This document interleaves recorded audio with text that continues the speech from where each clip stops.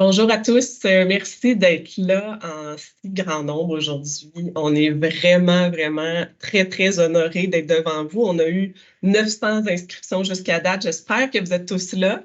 Je sais que si vous en profitez souvent pour vous réunir entre équipes, tous ensemble, c'est vraiment apprécié. En fait, c'est un moteur pour nous de vous savoir derrière nous. Puis on espère vraiment que vous allez être très contents du dévoilement qu'on fait aujourd'hui. Donc, on est là aujourd'hui pour se réunir à l'occasion du dévoilement de la 9e étude sur les tendances en philanthropie d'épisode. L'aboutissement de, j'ai envie de dire quoi, 12 mois de travail à peu près. Donc, c'est toujours avec beaucoup de rigueur là, qu'on fait ce travail-là pour vous. On le prend très au sérieux. Vous savez, épisode, en fait, c'est plus qu'une firme de service conseil. On croit vraiment au développement, au partage des connaissances. Puis la réalisation de cette étude-là, c'est pour nous un investissement qui est conséquent avec nos valeurs, avec notre façon de travailler, notre éthique de travail, puis ça devient un peu notre responsabilité sociale à l'égard du milieu philanthropique. Donc voilà, j'ai envie de tout de suite accueillir mes deux acolytes, Amélie Lheureux, qui est la directrice des études, et Christian Bonjour. Bourque. Allô, Amé. Et Christian Bourque, fidèle acolyte aussi, vice-président exécutif et associé chez Léger. Allô, Christian, je sais que tu vas chuchoter. Allô? Oui, Ah! désolé. Christian a un petit souci de santé, il est avec nous. On en est tout à fait reconnaissante. Merci beaucoup d'être là. Avec plaisir. Sachez que tout au long de la présentation, en fait, on a deux modératrices d'épisode, nos deux conseillères principales qui sont quelque part, vous ne les voyez pas, mais si vous avez des questions, n'hésitez pas à les poser. Elles vont y répondre tout au long de la présentation. On va essayer de se garder un peu de temps pour répondre à quelques questions à la fin de la présentation. On verra si on a le temps ou pas. Sachez toutefois que notre étude va être disponible pour téléchargement à partir de lundi prochain, donc le 6 mai. Et suite à votre lecture, évidemment, là, on reste toujours en communication. N'hésitez pas à nous envoyer vos questions par courriel. Ça va nous faire vraiment plaisir de vous répondre. Alors, Amélie, je me tourne vers toi. Pourquoi on travaille encore avec Léger 10 ans, même je dirais 15 ans plus tard? Ouais. En fait, l'objectif de l'épisode, ça a toujours été de fournir au secteur philanthropique des données très fiables et très exhaustives. Puis comme Léger est la firme la plus reconnue en matière d'intelligence de données, c'était tout naturel de travailler avec eux.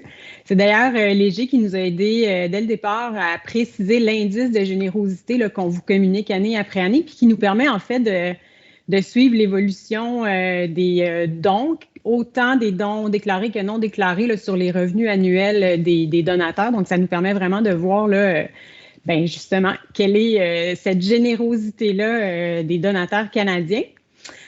Depuis 10 ans, on a bonifié quelques questions, on a abordé certains sujets sous différents angles. Néanmoins, c'est une étude longitudinale et ça nous permet vraiment le fait d'avoir cette récurrence-là, ça nous permet vraiment d'observer des comportements des donateurs, de pouvoir mesurer de quelle façon ça varie, puis pas uniquement à l'égard de la valeur des dons, mais bien à l'égard de leur comportement, leurs préférences. Donc, c'est la seule étude là, sur le marché actuellement là, qui permet de pouvoir mesurer ça. Puis Christian, évidemment, c'est un fidèle collaborateur. On est vraiment content pendant le processus de collecte puis d'analyse de données de travailler avec tes équipes, mais on est vraiment aussi très content de t'avoir parmi nous lors des dévoilements parce que ta grande connaissance des contextes socio-économiques et socio-démographiques viennent vraiment bien contextualiser tout le don, puis la générosité, la philanthropie et tout ça. Donc, on te remercie vraiment là, de te prêter au jeu cette année encore. Puis d'ailleurs. Mon Dieu, merci. Puis si tu as je te passe la parole, si parole tu es capable d'avoir, pour nous parler un peu de la méthodologie, dans le fond, là, du sondage de cette année. Oui, en fait, c'est 3 grandes études, une auprès des individus, une auprès des PME et une auprès des grandes entreprises. Auprès des individus, on a bonifié la taille de l'échantillon maintenant à plus de 2500 répondants, ce qui nous permet d'avoir beaucoup de granularité par génération, mais aussi auprès des immigrants et des enfants d'immigrants, parce qu'on sait que c'est une clientèle importante. Désolé, je n'essaie pas d'imiter la poune, c'est tout ce que j'ai comme voix. Aussi, au niveau des PME, on a aussi modifié la nature de l'échantillon. On se limite à partir de cette année à des entreprises de 25 employés et plus chez la PME. On a donc enlevé de l'échantillonnage les très petites ou les toutes petites entreprises parce que souvent, les dirigeants vont prendre leurs décisions comme des individus, beaucoup plus qu'en matière ou comme dirigeants d'entreprise. Donc, on a un peu modifié pour avoir une cible plus étroite auprès des PME. Et encore une fois, on a un échantillon auprès des grandes entreprises. De pouvoir parler à 36 des plus grands donateurs au Québec, c'est quelque chose d'assez unique. On ne peut pas tous leur parler, c'est des gens extrêmement difficiles à rejoindre, mais quand même, on parle de grands donateurs, souvent avec 5, 10 ou même plus de 10 000 employés au Canada. Donc, c'est des donateurs extrêmement importants. Puis on a toujours voulu aussi aller sonder de ce côté-là, voir comment évoluait aussi la philanthropie chez les grands donateurs. Mm-hmm. Oui, en fait, je tiens d'ailleurs à les remercier, ces grands donateurs-là, parce que, bon, en fait, c'est des panels de répondants pour les individus, pour les PME. Par contre, les grands donateurs, il faut vraiment solliciter leur collaboration, puis on sait que répondre aux questions qu'on leur pose, c'est énormément de temps, mais sincèrement, merci beaucoup de vous prêter à ce jeu-là parce qu'on est convaincus que c'est de l'information qui est très précieuse pour le milieu. Voilà. Par rapport aux individus aussi, la nouveauté cette année, c'est qu'on a voulu se plonger, oui, sur les immigrants ou en fait les Québécois issus de l'immigration, mais on a aussi voulu se pencher sur les régions du Québec parce qu'on voyait, nous, dans notre accompagnement, vraiment des disparités un peu selon les régions, selon les causes qu'on accompagnait. Puis, ça, on va pouvoir s'y pencher là, un peu plus en détail là, dans les prochaines minutes. Donc, ce qu'on voulait au départ, là aussi, une nouveauté cette année, on avait envie de poser un peu le cadre général par rapport aux individus, puis poser un contexte différent. Donc, on a sondé les gens pour la première fois sur l'appréciation puis la confiance qu'il y avait à l'égard des causes puis à l'égard des organismes. Vous allez être vraiment heureux de savoir, puis on n'était pas surpris là, d'ailleurs, là, mais heureux de savoir qu'il y a vraiment une forte majorité de Québécois et de Canadiens là, qui ont confiance aux causes. On parle de 70% des gens qui d'abord trouvent que les organismes de bienfaisance, là, ils comptent des besoins que le gouvernement n'est pas en mesure de combler. Donc ça vous donne déjà toute la légitimité et la crédibilité aux yeux du grand public. C'est intéressant aussi de mentionner qu'il y a le 3/4 des répondants là, qui ont vraiment confiance que leurs dons va être utilisé à bon usage aussi. Donc, ils ont déjà cette confiance-là de vous donner, de vous faire des dons. On parle de 80% à peu près des répondants aussi qui estiment que le soutien financier, il est indispensable à votre fonctionnement. Donc, le soutien financier du privé, globalement, là, on comprend qu'on a besoin de donner puis on a besoin de contribuer aux causes là, en tant que citoyen. Après ça, c'est pas dans les mêmes ratios qu'on retrouve des donateurs. Donc, c'est là où est-ce que nous, on pense un peu au contexte économique. Hein? On peut pas en faire fi là, en ce moment. Puis Christian, je pense qu'il y a même une étude là, qui est sortie hier, si je me souviens bien, là, à l'égard un peu du contexte économique puis de l'impact sur les gens. Je ne sais pas si tu voulais nous en parler un petit peu, là. Oui, c'est l'indice d'anxiété financière exact, que l'on fait avec Centraide du Grand Montréal. 86% des Québécois souffrent d'anxiété financière, dont 48%, près de la moitié de la population, souffrent d'anxiété financière modérée à sévère. Donc, effectivement, ça ne va pas si bien que ça chez les Québécois. Ils sont un peu aussi en colère en même temps parce qu'effectivement, la vie est plus difficile aujourd'hui qu'il y a 3 ou 4 ou 5 ans. Puis évidemment, ça a un impact sur le don. Hein, on peut bien s'en douter. Donc, c'est 70% là, des individus à travers le pays qui nous ont dit que le contexte économique a un impact sur leur capacité de donner. Ceci étant, il y a quand même des bonnes nouvelles. Parce que quand on pense justement à la confiance que les gens portent aux organismes, à leur sensibilité aux causes, malgré un contexte économique plus défavorable, on avait vraiment envie de se pencher plus sur l'état des dons. Et voilà ce que nous en révèle notre étude. Bon, moins de donateurs, mais globalement plus d'argent. D'abord, ce qu'il faut voir, c'est qu'il y a environ un Québécois sur 2 et un Canadien sur 2 aussi qui donne, qui contribue à différentes causes à travers la société finalement. Par contre, quand on regarde vraiment sur une période des 10 dernières années, ben c'est un pourcentage qui est en décroissance. Puis, si je ne me trompe pas, là, Christian, je pense qu'après 10 ans, on peut dire que c'est une tendance lourde quand même. Là.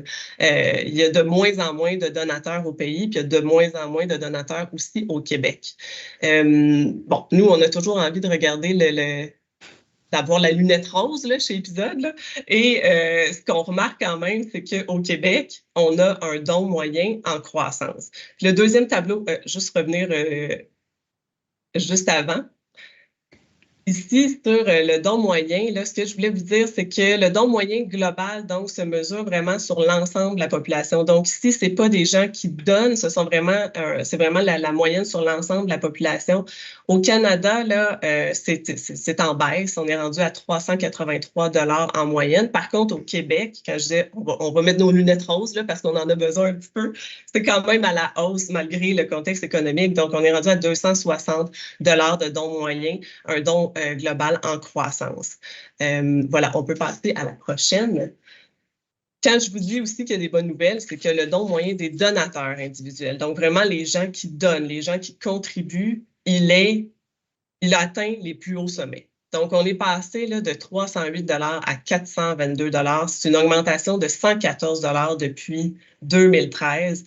Ça fait des donateurs très, très généreux. Puis, Christian, tu faisais un peu le oui, mais ce que je voulais regarder aussi, c'est en contrôlant pour l'inflation, parce que Dieu sait qu'on la vit, cette inflation-là. Même en contrôlant pour l'inflation, c'est un gain net au niveau du montant chez les donateurs au Québec, ce qu'on n'observe pas du côté du Canada, bien au contraire. Alors ici, il semble que c'est une autre façon qu'on s'aperçoit qu'on est en train de combler un peu l'écart avec le reste, avec les autres Canadiens. Ça fait longtemps qu'on parle de développer notre culture philanthropique au Québec. Là. Donc là, ça, c'est un indicateur qu'on y est quand même, puis qu'on travaille dans le bon sens tous ensemble. Nous, je vous avoue, quand on a vu ces statistiques-là, on s'est posé des questions là, chez Épisode sur aussi la démocratie du geste philanthropique. C'est-à-dire que c'est certain que là, comme on est vraiment dans une économie difficile, puis qu'on a des grands donateurs qui sont plus en moyens, qui sont plus impliqués auprès des causes, on se dit qu'on perd un peu de la démocratie du don. Ça nous inquiète un peu, nous. On a envie quand même d'encourager les gens, c'est-à-dire à vraiment faire des petits dons parce que tous les gestes comptent. Puis pour un organisme, bien, vous le savez évidemment mieux que nous-mêmes, les grands donateurs, on en a besoin, évidemment, ça nous propulse, ça nous amène ailleurs, ça fait en sorte qu'on arrive à déployer des grands projets, mais chaque petit don est aussi très important puis réduit le risque, finalement, sur une organisation d'aller collecter de l'argent, d'aller chercher du financement. Donc, chaque geste est vraiment important. Puis ça, on sent quand même qu'on perd un peu de cette démocratie, finalement, du don. Je ne sais pas si vous aviez aussi quelque chose à ajouter, là, Amélie, Christian, à ce sujet-là. Le rétrécissement de l'assiette de donateurs aussi, ce n'est pas unique au Canada.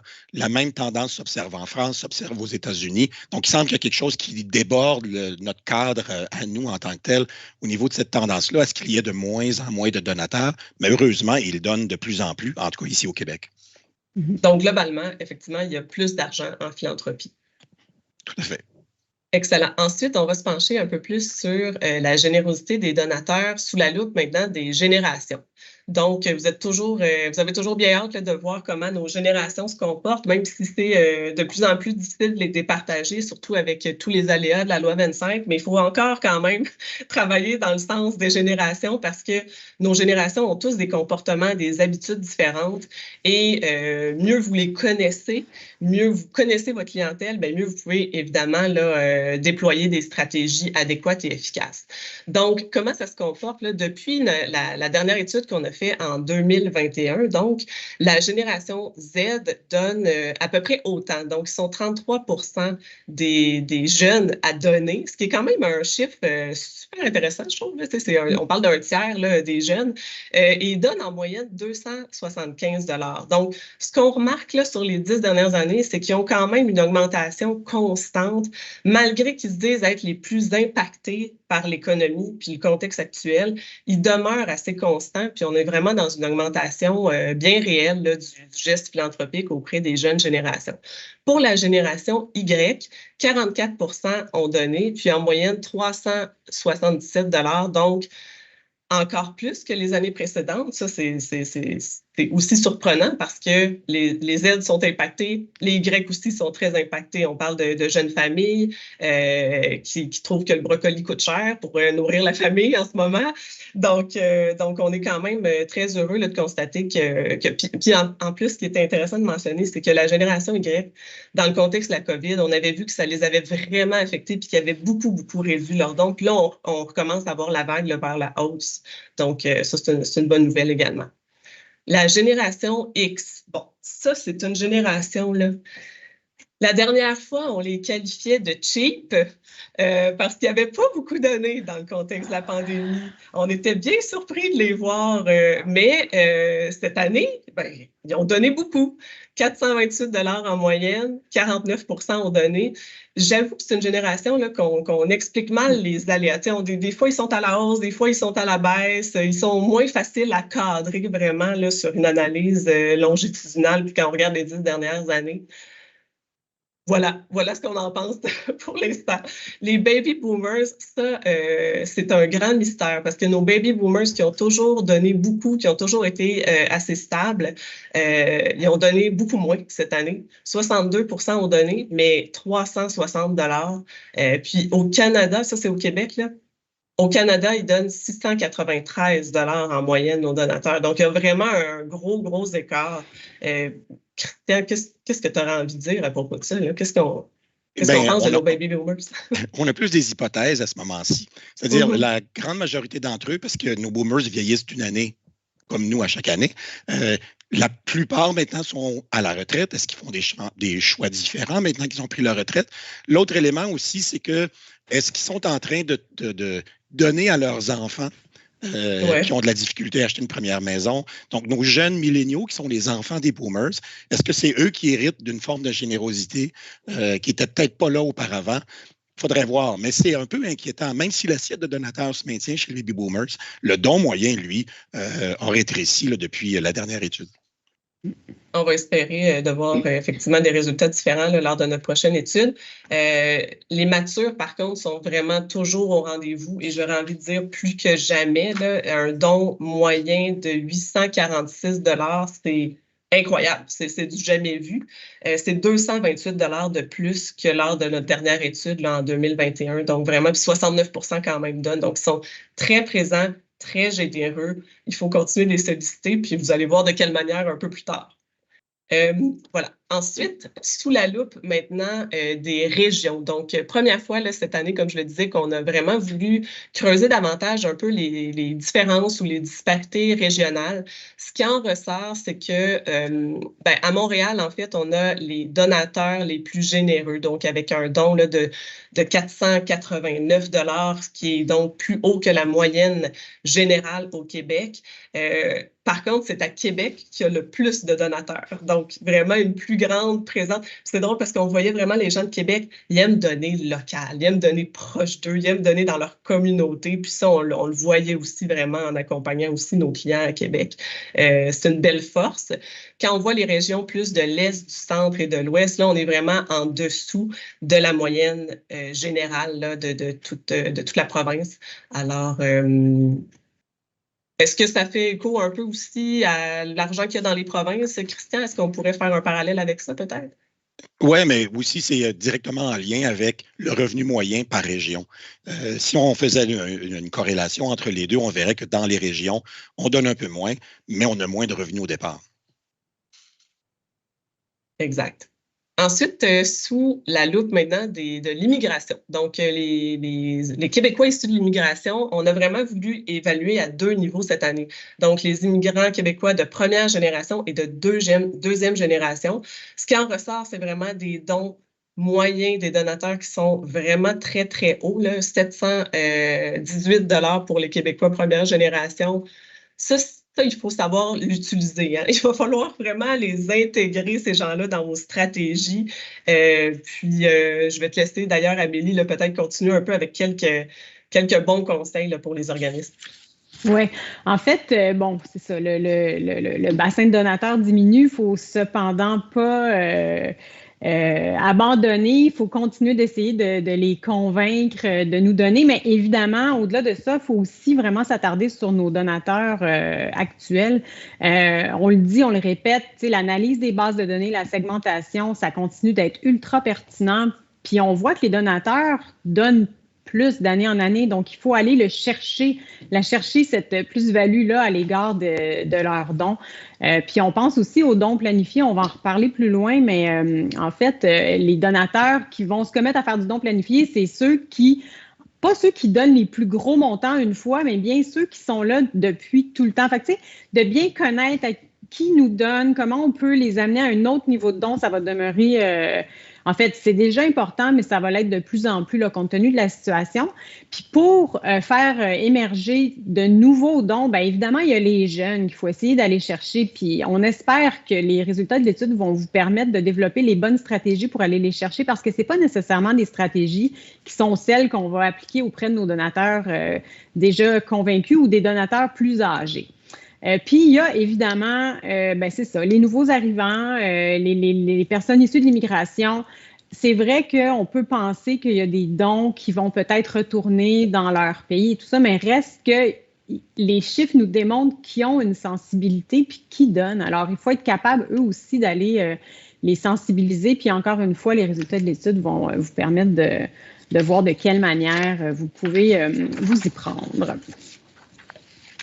Maintenant, on va regarder les habitudes des donateurs individuels. En commençant par regarder le nombre d'organismes que les donateurs soutiennent en moyenne à chaque année. Donc, les donateurs québécois soutiennent 3,2 organismes par année. C'est les personnes qui sont issues de l'immigration, de même que les matures qui soutiennent le plus grand nombre d'organismes. Les matures vont soutenir 5 organismes par année. Les personnes issues de l'immigration vont en soutenir 4. Voilà, c'est un chiffre, le 3,2, c'est une moyenne qu'on remarque là, qui est assez constante au fil des études qu'on a réalisées. Maintenant, par rapport à la fidélité aux causes, est-ce que les donateurs sont fidèles? Eh bien, oui, ils le sont. La moitié là, est assez fidèle aux causes qu'elle soutient année après année. Par contre, il y en a qui se démarquent, qui sont plus fidèles. Encore une fois, les gens de Québec sont plus nombreux à donner, ils sont aussi plus fidèles. Ils sont 63% à être très fidèles aux causes qu'ils soutiennent. Puis, ce qu'on constate aussi, c'est que la fidélité, bien, ça s'accroît avec l'âge. Donc, les donateurs, les baby boomers, les matures vont être beaucoup plus fidèles aux causes qu'ils soutiennent que les plus jeunes. Donc, ça, ce que ça veut dire, c'est que justement, s'il y a du travail à faire pour aller accroître la valeur des dons, bien, c'est travailler au corps nos donateurs qui sont plus âgés, les remercier, les garder informés, les ressolliciter à chaque année. Puis pour les jeunes, bien, en fait, comme ils sont plus ou moins fidèles, ils demandent à être séduits une première fois, mais il faut les reséduire à chaque année. Donc, tu sais, il y a un gros travail pour aller les chercher, mais il ne faut pas jamais arrêter. Il faut toujours aller les attirer avec de nouveaux appâts, si on peut dire. Voilà. Maintenant, par rapport aux moyens de solliciter les Québécois. Donc, on a posé la question à savoir quand les gens ont fait un don, de quelle façon ils avaient été sollicités là, pour faire ce don-là. La façon la plus efficace, si on peut dire, c'est la sollicitation postale. Ça aussi, ça se confirme année après année. Malheureusement, malheureusement. Je dis malheureusement parce que, bon, on se dit, c'est du papier, ça coûte cher. Mais en fait, ça marche, là. Fait qu'il faut continuer d'utiliser cette méthode-là. C'est évidemment les boomers et les matures là, qui sont ceux qui vont le plus répondre à ce type de sollicitation-là. Alors, raison de plus pour le faire parce que c'est eux qui donnent le plus aussi. Ensuite, on donne beaucoup à la demande d'un proche. Puis ça, franchement, là, c'est au sein de chaque génération, c'est une bonne façon de faire, mais on observe que c'est davantage les Y et les X qui vont répondre à la demande de proches. Puis On fait une corrélation avec les défis sportifs, puis on va parler des activités bénéfices aussi plus tard, mais c'est beaucoup des cibles pour les défis sportifs, là, ces groupes d'âge-là. Fait que tant mieux, ça veut dire que le peer-to-peer, ça marche, puis c'est une bonne façon là, de les sensibiliser là, à cet âge-là. C'est une bonne façon de les sensibiliser. Effectivement, il faut vraiment parler de notre cause à tous ces gens-là, parce que des fois, ils arrivent dans des contextes comme ceux-là où est-ce que finalement les gens, ils vont pour un proche, mais ils vont pas nécessairement pour la cause. Pour la cause, absolument. Donc, il faut avoir une stratégie aussi d'acquisition de ce nouveau bassin de donateurs-là qui est à portée de la main finalement. Alors, il y a quand même des stratégies là, en ce sens-là à déployer également. Absolument. La troisième méthode la plus efficace, c'est le courriel de sollicitation. C'est aussi plus populaire auprès des plus âgés. Les jeunes, les Z, les Y, même les X vont beaucoup donner à la Caisse des commerces, à l'achat de produits associés à une cause. Puis, finalement, par les réseaux sociaux qui arrivent en 6e position, c'est une méthode qui est très utilisée des plus jeunes, mais aussi des personnes issues de l'immigration, surtout les immigrants de première génération. Puis on comprend un peu pourquoi. C'est logique. Je veux dire, les réseaux sociaux, ça demeure une façon privilégiée de communiquer aujourd'hui. Puis bon, c'est sûr que avant d'être capable de les rejoindre avec un public postage, on va sans doute être plus capable de les rejoindre par le biais de sollicitations plus générales sur les réseaux sociaux. Donc voilà, les activités bénéfices maintenant. Alors, l'activité bénéfice préférée de tous, ce sont les tirages et les loteries. Donc, c'est 40 % de Québécois qui disent préférer cette méthode-là, puis c'est à peu près vrai, c'est une proportion qui est observable à l'échelle de la province.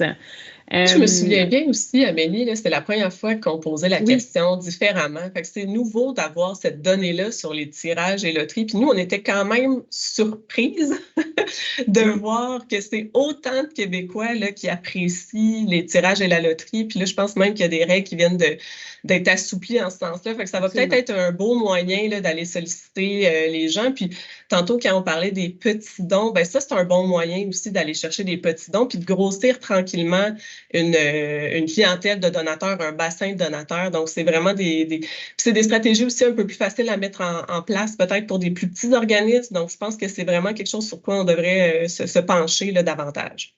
C'est ça, de la part de l'individu, c'est un moins grand engagement que d'être obligé de se rendre à une soirée, de prendre part à un défi. Donc, c'est un geste qui se fait peut-être plus effectivement là, spontanément. Ils ont un peu l'impression aussi d'en avoir pour leur argent quelque part. Hein? C'est ça aussi, là, ils ont comme un retour. Les soupers bénéfices arrivent en 2e place à l'échelle du Québec, puis particulièrement dans l'Est du Québec. Donc, les organismes qui nous écoutent et qui sont dans l'Est du Québec, là, organiser des soupers bénéfices, ça marche. C'est presque 60 % des gens là-bas qui favorisent ce type d'événement-là. Les gens de party. Oui, c'est ça. Les spectacles bénéfices plaisent aussi à 30 % des Québécois. Bon, là, on observe qu'il y a une préférence à l'égard de ce type d'activité-là dans la région de Québec puis dans le centre du Québec.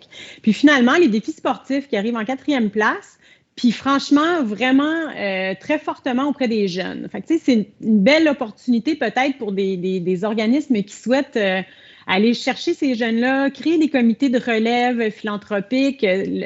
L'organisation de défis là, demeure peut-être un type d'activité privilégiée là, pour avoir la collaboration des jeunes donateurs. Maintenant, comment les gens restent-ils en contact avec les organismes qui leur sont chers? Donc, ça va être beaucoup par courriel, par infolette. On observe ça davantage chez les générations plus âgées. Puis pour les plus jeunes, ça va être sur les réseaux sociaux. Franchement, ça vient renforcer beaucoup ce qu'on disait par rapport au fait de voir, d'être en mesure d'adapter ses communications, ses moyens de sollicitation en fonction de nos publics cibles, parce que franchement, on voit là, que c'est clairement pas les mêmes façons de communiquer si on est jeune, si on est plus âgé. Donc, un organisme, s'il veut maximiser effectivement là, son gain là, du don individuel, il n'y a pas le choix, il n'y a pas d'autre choix là, que d'être très agile par rapport aux moyens de communication et de sollicitation qu'il va déployer. Agile, mais aussi de connaître ses cibles. Ça veut dire qu'il faut avoir une réflexion au préalable sur voici quelle est ma cause, puis à qui on s'adresse, puis d'aller solliciter des gens donc qui sont sensibles effectivement là, à cette cause-là.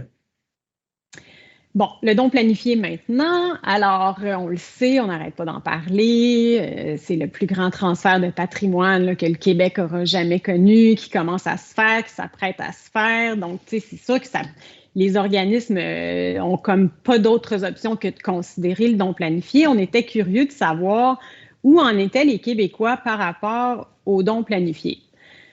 Donc, il y a 51 de Québécois qui ne connaissent pas ça, qui ne savent pas c'est quoi du don planifié. Par contre, le tiers d'entre eux voudraient en apprendre davantage. Il y a 28 des Québécois qui connaissent les dons planifiés puis qui ne souhaitent pas en faire. Puis, il y a 7 des Québécois quand même qui prévoient en faire un, puis c'est surtout les membres des plus jeunes générations. Puis de ceux qui en ont fait, là, il y a 4 des Québécois qui disent avoir fait un don planifié, bien, c'est 8 de X qui ont fait un don planifié. Donc, c'est sûr que quand on pense don planifié, on peut peut-être penser aux donateurs plus âgés, mais reste que ce qu'on voit, c'est que c'est peut-être au niveau des plus jeunes qui sont encore en train de réfléchir ou comme, de faire un testament, ils ont des enfants, ils se posent des questions par rapport, ils sont dans leur testament. Peut-être que plus on vieillit, on y retourne peut-être moins. En tout cas, bref, il ne faut certainement pas négliger les plus jeunes générations, là, les X, les Y, là, par rapport aux stratégies là, de dons planifiés. Donc, je pense qu'il reste encore beaucoup d'éducation à faire. En fait, c'est ce que nous relève. Parce que c'est la première fois aussi qu'on posait cette question-là, là, étant donné justement tout ce transfert de patrimoine actuel. Puis on avait envie de saisir cette opportunité-là aussi de développer plus le don planifié dans un contexte de transfert de patrimoine. Mais ce qu'on remarque, en fait, c'est que la majorité des gens ne connaissent même pas ça encore aujourd'hui. Puis je pense que c'est sans surprise aussi, là, on le voit, là, que c'est quand même difficile de communiquer là-dessus, mais ça va être... il va falloir que collectivement, en fait, on y met tous du sien, finalement, puis qu'on travaille en ce sens-là à continuer d'éduquer les Québécois là, à l'égard du don planifié, parce que ça reste accessible à une forte proportion de Québécois. Maintenant, au niveau des causes qui sont jugées les plus touchantes par les Québécois, bien, ça ne varie pas beaucoup d'une année à l'autre. C'est d'abord les causes qui sont dédiées aux enfants. Il y a aussi les causes qui sont, c'est suivi des causes dédiées aux aînés. Évidemment, les causes dédiées aux aînés ont connu du succès. J'aime pas employer ce terme-là, mais disons qu'on gagné le cœur des Québécois au moment de la pandémie. Puis ensuite, il y a la cause les causes en fait qui sont dédiées aux personnes qui vivent avec un handicap physique. On observe des disparités là, au niveau des générations, évidemment. Donc, les plus jeunes vont être moins sensibles aux causes pour les aînés, mais davantage aux causes liées aux femmes, aux autochtones, aux minorités visibles, etc. Puis, par rapport aux Québécois issus de l'immigration, les causes les plus touchantes sont les mêmes. Par contre, ils sont 10 moins nombreux à être touchés par les causes qui soutiennent les femmes, puis celles qui sont dédiées aux personnes qui vivent avec une déficience intellectuelle. Mais à l'inverse, ils sont beaucoup plus nombreux à être sensibles aux causes qui soutiennent les minorités visibles et les immigrants. Donc, tu sais, il y a quand même certaines observations qu'on peut porter et qui sont intéressantes de faire à cet égard-là. Ce qu'on voit aussi, juste avant de passer, Amélie, à la prochaine, parce que sur le tableau, on voit quand même une certaine décroissance, je dirais, de l'intérêt des donateurs à l'égard de certaines causes, mais c'est parce qu'on a aussi, à travers les années, puis Christian, tu peux peut-être enchérir, ajouté des options finalement. C'est-à-dire qu'on a vraiment proposé plus de causes différentes aussi dans nos sondages. Oui, tout à fait. On a ajouté les Autochtones il y a quelques années. Il y a plein de catégories qui ont été ajoutées depuis 2019, 2018, 2019 environ, effectivement. Mm-hmm. Donc, on peut dire que l'intérêt reste sensiblement le même, mais qu'effectivement, là, il y a des nouvelles causes qui intéressent de plus en plus, particulièrement les jeunes donateurs. Là. Voilà. Maintenant, dans quel secteur les Québécois donnent? Alors, encore une fois, on donne d'abord à la santé, ensuite aux services sociaux communautaires, à la lutte contre la pauvreté et l'exclusion sociale, à la protection des animaux et aux situations d'urgence. Cette année, on a voulu creuser davantage, comme on vous l'a dit d'entrée de jeu, on a voulu aller voir, bon, tu sais, la santé, c'est vaste, là, au fond, à quoi les gens donnent plus spécifiquement en santé. puis à quoi les gens donnent plus spécifiquement dans les services communautaires et sociaux. Donc, on voit ce qu'il en est ici. Donc, dans le secteur de la santé, les Québécois donnent en premier lieu aux hôpitaux, puis aux institutions de santé, ensuite à la recherche, puis finalement, ils donnent pour des maladies spécifiques. Dans les secteurs des services sociaux communautaires, on donne à la sécurité alimentaire, à la lutte à la pauvreté, puis ensuite à l'itinérance. Puis en éducation, on va donner à l'éducation préscolaire, primaire, secondaire, ensuite à l'éducation post-secondaire, puis en troisième lieu à la persévérance scolaire et à l'alphabétisation. Donc, c'est quand même des nuances intéressantes de voir, tu sais, on se questionne tout le temps parce qu'il y a beaucoup, tu sais, il y a différents types de causes. C'est intéressant de voir qu'est-ce qui les interpelle. Peut-être aussi juste vous spécifier le plus généralement qu'il y a des secteurs que vous ne voyez pas là, dans le top 5 qu'on a indiqué là, mais l'éducation arrive en 6e position dans les préférences, l'environnement et les changements climatiques en 8e position, les arts et la culture en 11e position. Donc, voilà. Puis, on observe aussi des différences significatives par rapport aux femmes. Les femmes donnent vraiment plus en santé que les hommes. Donc, elles sont 63% à donner à la santé, alors que c'est 52% chez les hommes. Donc, c'est quand même des nuances intéressantes. Vous aurez, évidemment, toutes ces nuances-là sont apportées, évidemment, là, dans le rapport. Maintenant, nous, on se questionne depuis quelques années davantage à l'égard des arts et de la culture parce que chez Épisode, on est une gang qui aimons beaucoup la culture, on en consomme beaucoup, on donne en culture. Puis, on a évidemment des clients dans le secteur qu'on adore. Puis, on reconnaît aussi beaucoup de vertus et de bienfaits à la culture. Puis, on se demande tout le temps pourquoi est-ce que les donateurs ne sont pas plus sensibles, ne donnent pas davantage au secteur de la culture. Donc, c'est 4% de Québécois cette année qui disent avoir fait un don en art et culture. C'est stable par rapport aux autres années. Là, ça oscille, c'est toujours autour de 4. Ma caméra est fermée. Mais dis donc. Bonjour, me revoilà. Donc, c'est ça. Alors, 4% de Québécois qui donnent en art et culture. Puis, ce qu'on observe, c'est que c'est 8% chez les matures et 6% chez les Z. Donc, c'est les deux générations aux extrêmes là, qui donnent le plus à la culture.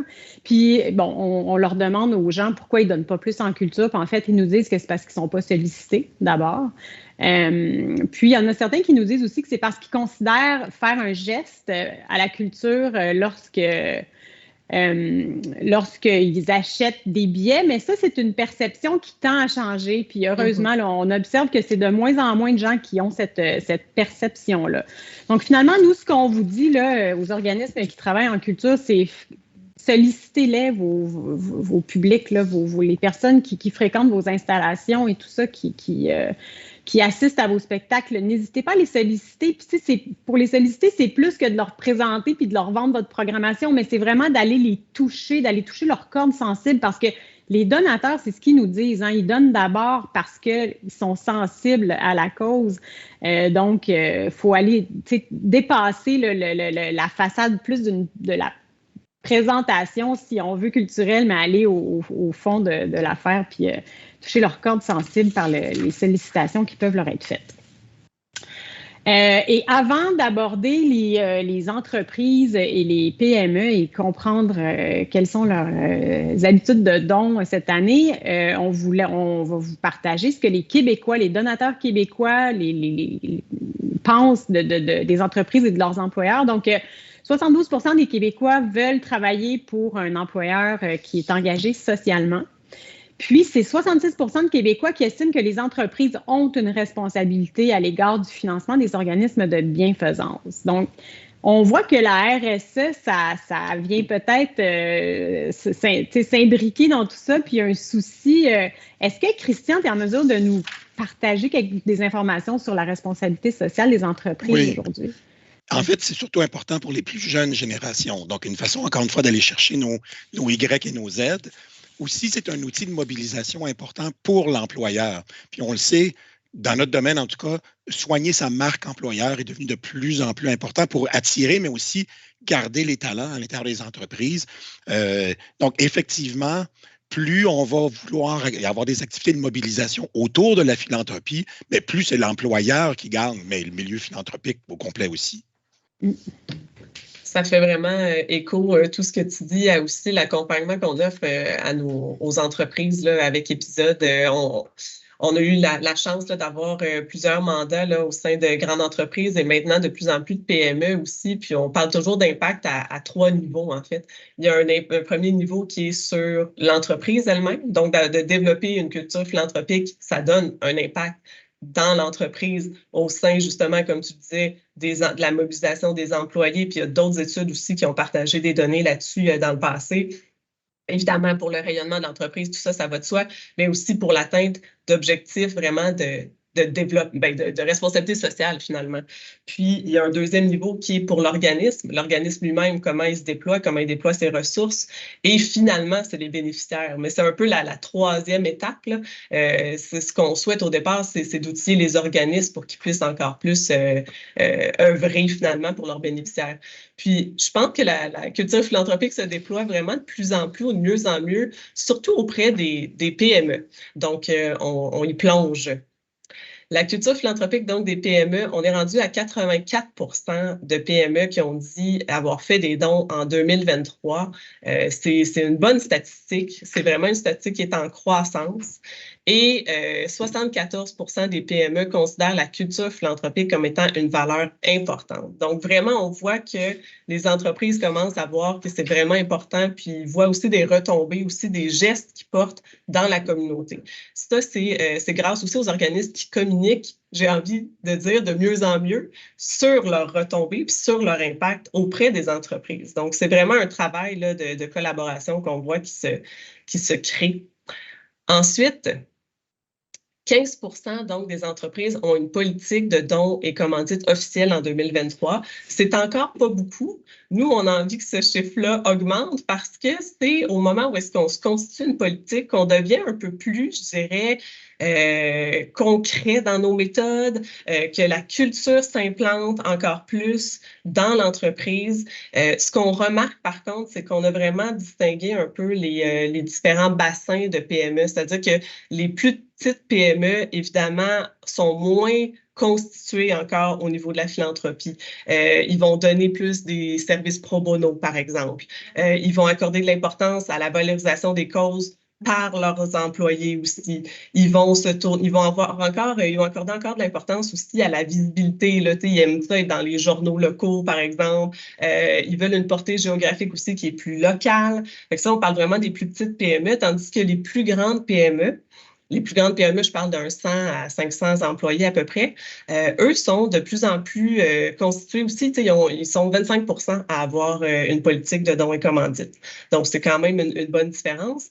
Puis, ils ont des budgets plus élevés. Ils vont donner plus de dons également que soutenir, par exemple, offrir des services en pro bono. Donc, on voit vraiment que plus l'entreprise grandit, plus elle grossit, bien, plus elle se tourne vraiment sur une structure philanthropique, puis développe des budgets en croissance, tout ça, mais on va y revenir aussi au niveau des budgets un peu plus loin. Ils sont donc plus proactifs, j'ai envie de dire, dans leur démarche. Ensuite, par rapport aux grandes entreprises, donc on voit aussi la culture philanthropique bien implantée dans nos entreprises. C'est certain que notre sondage vraiment s'adressait à des grandes entreprises qui sont donatrices. Alors, évidemment, les statistiques sont très bonnes là, parce que ces entreprises-là, ça fait déjà un bon bout de temps qu'ils connaissent le marché, qui s'implique dans le milieu aussi. 78% d'entre elles ont une politique de dons officielle. Puis celles qui n'en ont pas, là, veulent en implanter une dans les 3 prochaines années. C'est ce que nous révèle un peu notre sondage. Là. 58% ont créé une image de marque dédiée à la philanthropie. Ça, on l'a vu plus récemment. Là, il y a vraiment des grandes entreprises qui ont eu envie de déployer leur effort, mais d'être aussi cohérents avec leurs valeurs. Puis on voit, j'ai des exemples en tête là, de grandes entreprises que vous avez certainement vu aussi récemment là, qui développent toute une image autour de leur philanthropie. 39% ont leur propre fondation également. On a 58 là, qui ont déjà organisé un événement majeur en philanthropie pour collecter des fonds, soit avec leurs employés, soit auprès de leur clientèle aussi. Et finalement, 83 qui encouragent le bénévolat puis l'engagement de leurs employés. Ce qu'on voit aussi, là, j'aurais envie de dire, c'est que les entreprises s'adaptent ou s'ajustent en fait aux enjeux actuels. C'est-à-dire qu'on voit que les entreprises vraiment vont toujours être en train de revoir un peu leur politique et leurs priorités à l'égard de ce qui se passe finalement sur le marché et dans la société. J'imagine que ça fait du sens, Christian, avec ce que tu observes aussi, là. Oui, absolument, parce qu'encore une fois, une entreprise veut refléter une image qui va résonner auprès de la population. Donc, ils sont toujours prêts, tentent de mieux connaître les cordes sensibles du public pour s'adapter. Mm-hmm. Notre plus grand constat, par contre, là, à travers le regard qu'on pose sur les grandes entreprises donatrices, c'est que le budget philanthropique est demeuré stable depuis 10 ans. Donc, même si les entreprises grandissent, leur budget ne va pas nécessairement suivre le déploiement de l'entreprise. Donc, ce qu'on s'est dit, nous, c'est, tournons notre regard sur les entreprises qui ne donnent pas pour grossir cette pointe de tarte en philanthropie. Donc, c'est vraiment, ça va être le travail à faire là, finalement dans les prochaines années pour augmenter les budgets philanthropiques au niveau des entreprises, pour élargir le bassin. On va faire un peu le parallèle ici là, entre le portrait des contributions des entreprises, des PME et des grandes entreprises donatrices. Ce que vous voyez présentement à l'écran, c'est que le don en argent. Donc, on a sondé vraiment les entreprises sur les différents moyens de donner finalement. Le don en argent, la commandite et les biens et services. Ce qu'on remarque par rapport aux PME, c'est qu'on est autour d'un don moyen, là, d'un budget en fait moyen de don de 4 743 $. Évidemment, dans les grandes entreprises, c'est un peu... c'est sûr que de faire le parallèle entre les deux, là, c'est comparer des pommes et des choux, là. Vous en conviendrez.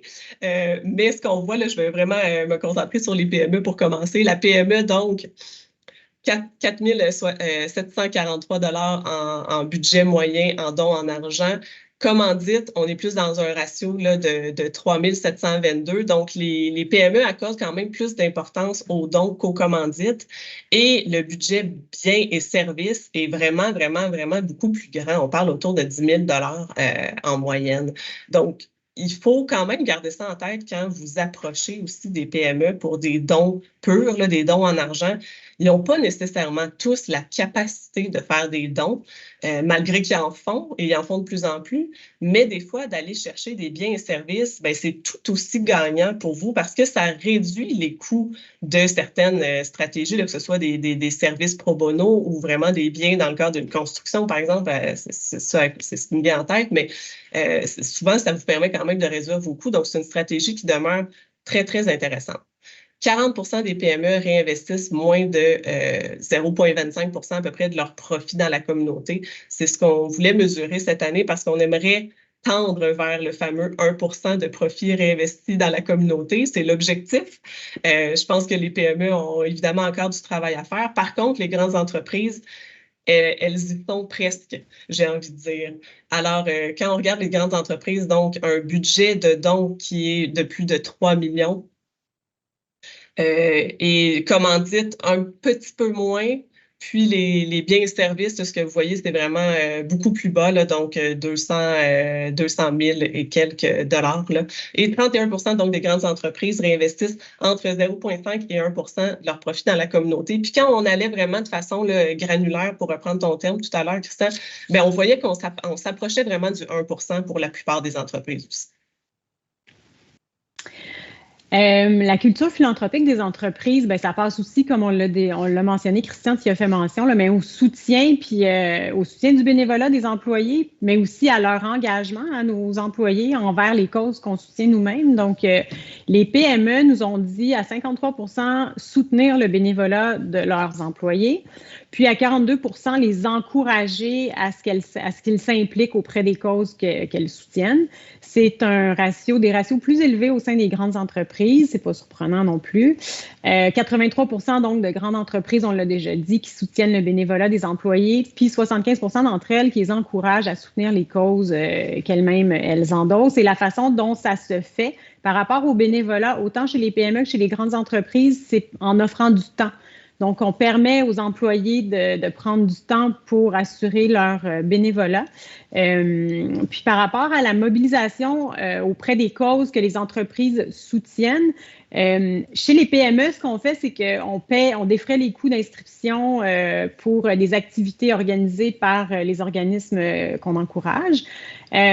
Puis, chez les grandes entreprises, ce qu'on fait, c'est qu'on jumelle les dons que les employés vont faire auprès des causes que l'entreprise soutient elle-même.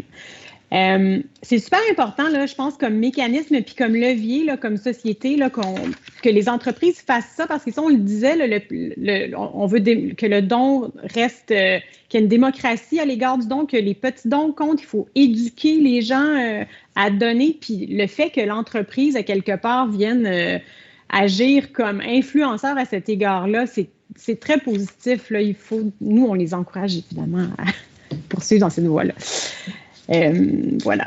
Maintenant, au niveau des habitudes de dons des entreprises, on a voulu mesurer combien d'organismes étaient soutenus par les PME et les grandes entreprises. Évidemment, il y a une grande différence entre les deux. Les PME vont soutenir à peu près 8 organismes par année, alors que les grandes entreprises vont en soutenir 150. La durée des engagements maintenant, des deux côtés, c'est à peu près 6 ans la moyenne de l'engagement, mais ce qu'on observe, c'est que la majorité vont soutenir les organismes d'une période de 1 à 5 ans. Puis, il y a le quart qui vont les soutenir pendant plus de 10 ans. Fait qu'il y a comme un genre de creux, là, de 5 à 10 ans, il y en a peu qui disent soutenir des organismes pour cette durée-là, mais une fois qu'un organisme est soutenu pendant de nombreuses années, bien, il est vraiment inscrit dans l'ADN de l'entreprise, puis donc, ça fait des partenariats, si on veut, là, qui peuvent durer. Oui, c'est ça. On pense à Centraide, là, rapidement comme ça, là, par exemple, là, qui s'est vraiment implanté à long terme là, dans la culture philanthropique des grandes entreprises. Oui. Maintenant, le contexte du don, donc, de quelle façon les entreprises, les PME sont sollicitées lorsqu'elles donnent? Bien, en première position, en fait, on nous mentionne que c'est lors de campagnes annuelles ou de sollicitations ponctuelles. Donc, c'est pas dans le cadre de campagnes majeures, c'est pas non plus dans le cadre d'événements bénéfices. La première, la façon dont on donne le plus souvent, c'est lorsque on est sollicité ponctuellement. Ce que l'on soutient d'abord comme projet chez les PME, c'est la mission et on s'en réjouit parce qu'on sait à quel point c'est important de soutenir la mission des organismes. Ils en ont besoin. Puis, chez les grandes entreprises, on nous dit que c'est l'accroissement des programmes et des services. C'est pas surprenant, c'est vrai, on les connaît. Oui, on va souvent vouloir se rattacher à certains programmes, certains services spécifiques. Dans le fond, tu sais, nous, ce que ça nous dit, ça, c'est que faut pas attendre pour solliciter les entreprises d'avoir le projet ou faut vraiment les intégrer dans nos démarches annuelles. Tu sais, il n'y a pas de raison de se priver de solliciter des entreprises puisque c'est la façon dont c'est comme ça qu'elles donnent. C'est quand on les sollicite soit par le biais de campagne annuelle, soit ponctuellement. Donc, tu sais, faut pas se gêner. Il faut les intégrer vraiment dans nos stratégies annuelles. Maintenant, dans quel secteur elles investissent? Donc, les PME vont privilégier d'abord les services sociaux et communautaires, ensuite la santé, l'éducation et l'environnement. Du côté des grandes entreprises, on soutient d'abord la santé, ensuite les services sociaux et communautaires, l'éducation et les arts et la culture. Puis, on a aussi demandé aux grandes entreprises et aux PME où étaient dirigés leurs dons dans chacun des secteurs.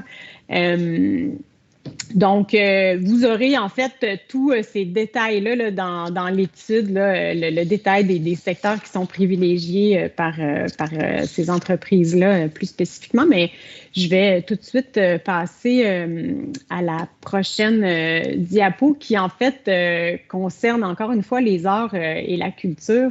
Donc, bonne nouvelle, c'est 32 de PME qui ont soutenu la culture. Puis, c'est 28 de grandes entreprises qui les ont soutenues. Puis, c'est une hausse, ça représente une hausse de 8 par rapport à 2020. Donc, il y a comme une croissance là, de la sensibilité des grandes entreprises à l'égard des arts et de la culture. Fait que nous, on voit ça d'un œil très positif, évidemment. Chez les PME, les budgets qui sont octroyés aux arts et à la culture, ça voisine à 14 finalement là, de leur budget philanthropique.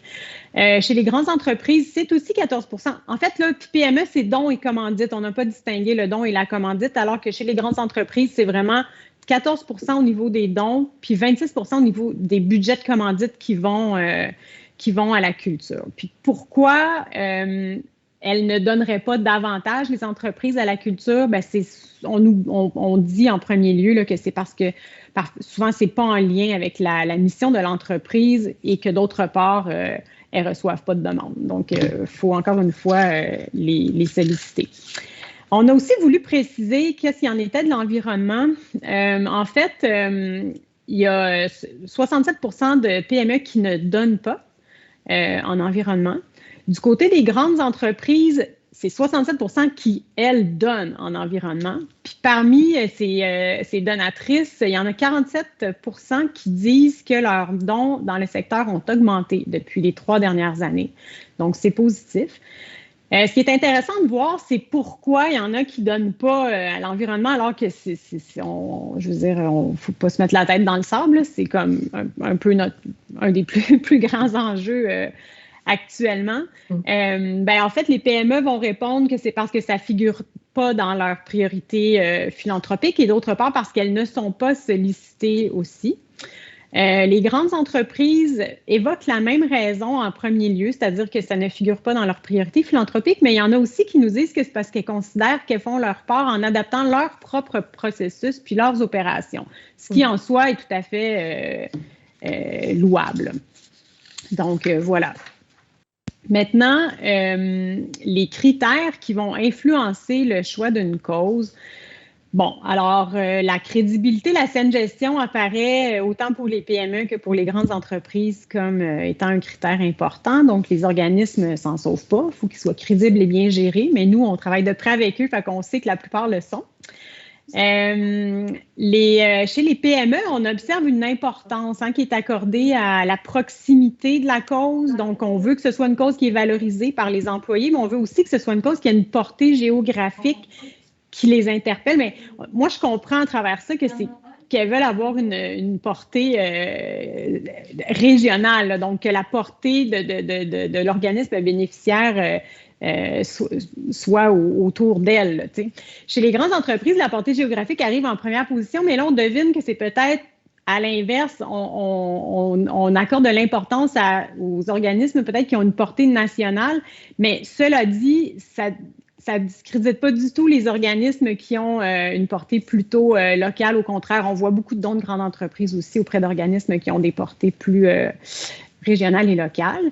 Puis finalement, les grandes entreprises nous mentionnent aussi la qualité de l'approche. Puis tu sais, on le voit, on les connaît, les grandes entreprises donatrices, elles ont des processus de plus en plus précis par rapport à l'octroi des demandes de dons et tout ça. Donc, j'imagine bien que la qualité de l'approche, la qualité de la demande qui leur est déposée est facilitante pour elles. Là. Donc, elles sont mieux en mesure de mesurer là, auprès de quel organisme elles souhaitent faire des dons parce qu'elles ont les bonnes références. Là, si on veut, on pense à l'impact, aux bénéficiaires et aux retombées et tout ça. Là. Donc, effectivement, on peut comprendre que la qualité de l'approche soit importante.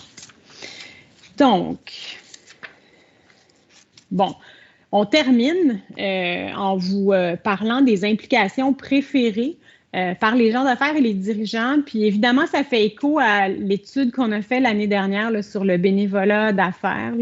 C'est un peu semblable, là, ce qu'on constate, c'est que les rôles préférés des dirigeants sont pas nécessairement les rôles que d'entrée de jeu, on souhaiterait qu'ils jouent pour nous. T'sais, on veut un réseau d'affaires autour des organismes parce qu'on sait que ça peut amener des dons majeurs, des dons d'entreprise, etc. Fait que c'est ce qu'on a en tête comme organisme bien souvent là, quand on veut avoir un levier financier. Or, les rôles que préfèrent jouer les dirigeants d'entreprise, c'est beaucoup des rôles qui ont davantage trait au bénévolat. Membres du conseil d'administration. C'est sûr qu'on veut des gens aussi là, sur nos conseils d'administration, mais bref, c'est directement en lien là, avec les résultats. Je ne m'attarderai pas là, parce que je vois que le temps file et on ne veut pas vous retenir indûment, mais si vous êtes curieux, il y a toujours l'étude de l'année passée que vous pouvez aller relire aussi pour avoir plus de détails là-dessus. Donc, voilà. Merci Amélie, merci Christian, merci à tous d'avoir été présents en si grand nombre. J'espère que vous êtes satisfaits de tout le contenu qu'on vous livre aujourd'hui. Puis évidemment, comme vous le savez, là, c'est une étude assez costaude, j'ai envie de dire. Donc, vous allez vraiment pouvoir la télécharger à partir de lundi prochain sur notre tout nouveau site, d'ailleurs, épisode. Et si vous avez des questions, surtout, n'hésitez pas, venez vers nous. Christian, merci d'avoir été là, malgré ta condition, j'ai envie de dire. Je vais toujours être là pour cette étude-là. Merci. C'est bien gentil. Puis Amélie, encore merci d'avoir dirigé cette 9e édition de notre étude sur les tendances en philanthropie. Merci à tous et bon lunch. Merci.